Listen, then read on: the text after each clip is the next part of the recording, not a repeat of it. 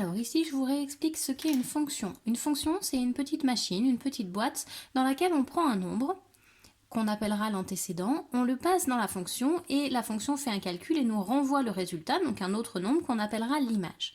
Si je prends un exemple, je prends l'exemple de la fonction carré par exemple que je vais appeler f comme fonction. Si je prends le nombre 4, je le passe dans la fonction, donc 4 passe au carré, le résultat est 16.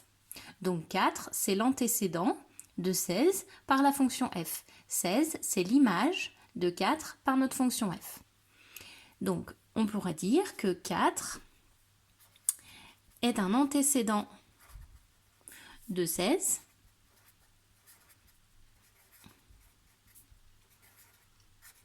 par la fonction f et que 16 est l'image de 4 par cette même fonction f.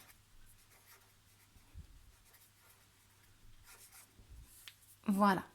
Ces deux phrases, c'est ce que nous donne ce calcul-là.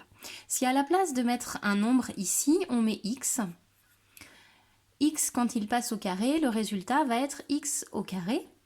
Eh bien, ce qu'on obtient avec le x, ça va nous donner ce qu'on appelle la forme algébrique. Ici, on a une fonction f.